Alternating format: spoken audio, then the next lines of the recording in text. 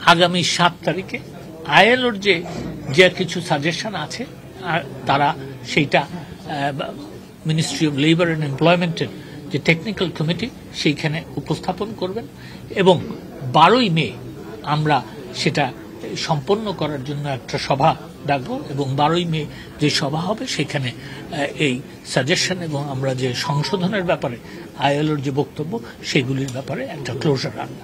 মালিকরা কাঠগড়ায় দাঁড় করানো হচ্ছে, তাদের বিচার হচ্ছে। এখানে কিন্তু মালিকদের সাজা বাড়ানো কথাটা ঠিক না। ব্যাপারটা হচ্ছে কিছু এই শ্রমিক অধিকার লঙ্ঘন করলে, যারা লঙ্ঘন করে তাদের সাজা বাড়ানোর ব্যাপারে একটা আইনে একটা ধারা আছে। সেইখানে 5,000 টাকা সাজা ছিল, এখন সেই সাজাটাকে 20,000 টাকা করা হয়েছে এবং এটা হয়তোবা 25,000 টাকা করা হবে এবং সেটাও সকলের সাথে আলাপ। এই আইন যখন প্রণয়ন করা হয় তখন আমরা সারা বিশ্বের বেস্ট প্র্যাকটিস সেগুলি আমরা কিন্তু অন্তর্ভুক্ত করার চেষ্টা করি এবং সেই বেস্ট প্র্যাকটিস অন্তর্ভুক্ত করার যে চেষ্টা, সেইখানে কিন্তু ইন্টারন্যাশনাল লেবার অর্গানাইজেশনের একটা কন্ট্রিবিউশন থাকে।